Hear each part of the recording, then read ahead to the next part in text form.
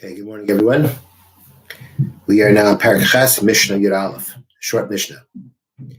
Merchat shehuska beteven oy bekash shel shvius, a bathhouse that was heated with stubble or straw of Shemitah. Now, the stubble and the straw does have the sanctity of Shemitah because it is animal food. And since animal food has the sanctity of Shemitah, because it has the sanctity of Shemitah, you can't burn it for fuel, because as we've said many times before, Shemitah produce is la'achila, is for eating, which means that when you benefit from it, you're eliminating it as you're benefiting from it. And here, the benefit comes when you bathe in the hot water, and that benefit is not happening as you're eliminating the wood, it comes later. Or eliminating the straw or the stubble comes later. It doesn't come at the same time. And therefore, you're not permitted to use this Shemitah produce, for anything other than eating. So to use it to heat up the bathhouse is something that one may not do. Nonetheless, if you did it, mutter lerchatzpa, you're allowed to bathe in the water. The benefiting from the water, just because the water was heated up in a forbidden fashion, doesn't now make it that the water is forbidden to benefit from.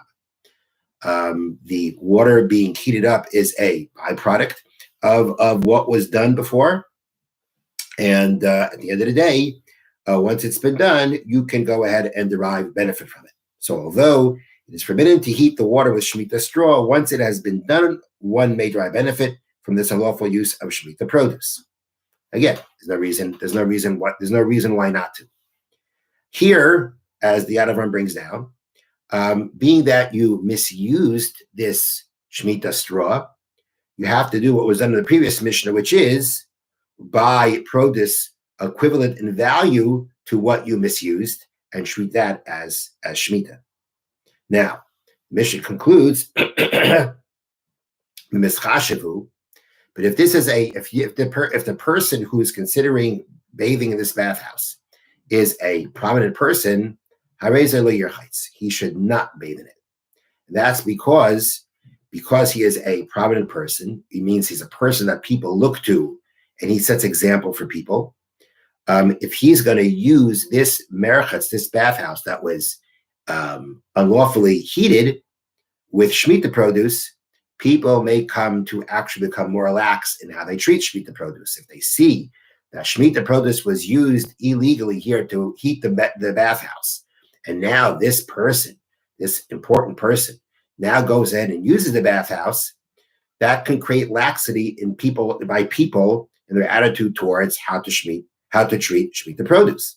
So although legally, according to halacha, there's nothing wrong with what's being done, but being that it could set a bad example for people, in the sense that if people see you using this bathhouse that was heated wrongfully, that could create a laxity by them in their attitudes towards Shemitah produce in general, or in thinking that you could actually use the Shemitah produce to heat up a bathhouse. Therefore, such a person should not bathe in the bathhouse that was heated up. So again, halachically, it's permissible to benefit from it. There's no reason why not to benefit. The Shemitah produce is done with. This is just the byproduct of it. Nonetheless, if it's an important person, he should not bathe in it because it could be setting a bad example for other people. Okay, that's the Mishnah. Let's now do Sefer HaMitzvot. And the Sefer HaMitzvot is continuing to discuss the prohibitions that are involved with idol worship or idols. A prohibition against eating and drinking from an offering to an idol. As the pasuk states, Torah warns us not to create any kind of treaty with the Canaanim, the Canaanites who inhabit the land of Israel before they conquered it. And the problem is because if you do so, he's going to call to you, he's going to invite you, and you're going to eat from his sacrifice to an idol. And therefore the Torah is saying, you have to guard yourself from that. You have to guard yourself not to land up in any way coming to eat this offering of an Avodah Zarah. Are you worshiping the Avodah Zarah? No. But the point is, he used it as an offering for Avodah Zarah, and you're not allowed to eat from it. Included in this, meaning the Torah's example is zivchai, that means a sacrifice. He sacrificed an animal to Avodah Zarah. But included in this prohibition is yayin shenisnasech l'Avodah Zarah. Wine that was poured as a libation for the Avodah Zarah is also forbidden. That's called yayin nesach, wine that's been poured for idol worship. And anything offered to an idol, or the wine poured for an idol, in worship as an idol, to an idol rather, one does not have any kind of benefit from it. Meaning if you don't drink it, you can't sell it.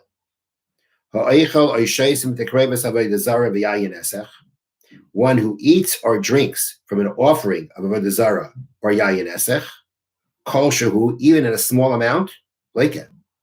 You do it intentionally, you get lashes. Okay, so that's when we're talking about where it was actually used. An animal was sacrificed, the wine that was actually poured for Avodah Zarah. Then there's something called stam yenam, unspecified wine.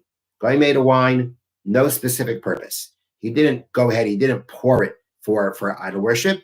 He just made it. The sages forbade that not only to drink, but to have benefit from.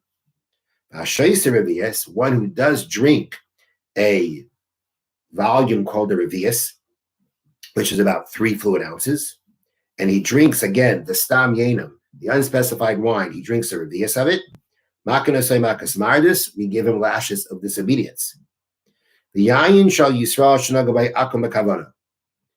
Wine of a Jew, made by a Jew, that a akum, an idol worshiper, touched it intentionally. It's forbidden to have benefit from it. For aser lechal besudas akum she'aser lemishna chupas b'noy abita b'mesibasam. It is aser to eat in or to partake of a meal of an idol worshiper who made, let's say, a party in honor of his son or daughter's wedding, b'mesibasam, in their presence. Even if you're eating your own food, you have your own waiter taking care of you. Also, it's forbidden. You're not permitted to be part of that meal. You cannot eat together with them in their party, in their celebration. The akum, the idol worshiper, made the celebration. It's a celebration in honor of his son or daughter's wedding. You're bringing your own kosher food. You got your own waiter taking care of you. You're just eating with them. That is forbidden to do. This applies in all places at all times, both by men and by women. Okay, let's do another mitzvah. Prohibition against turning one's attention to idolatry. Shenamar, as it states, Al tifnu el ha'elilim. Do not turn towards the idols.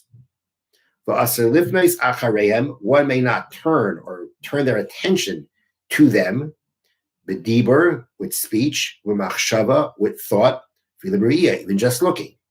One is not allowed to focus their attention on an idol. For aser likreis b'sifreya, even if you're not directly focusing your attention on them, you're still, or it's the halacha is you're not allowed to read their books, meaning books written about them, or to ask another worshiper, how do you worship this thing? So even though you're not focusing on the idol, you're focusing on something that you're focusing on how they're worshipped. You're focusing on some kind of book about them. Nonetheless, it's forbidden. At the end of the day, if you talk about how it's worshipped or you read any books about it, you're now going to be turning your attention to it and thinking about it. And if you focus your attention in a way that involves doing an act, like you get lashes for it.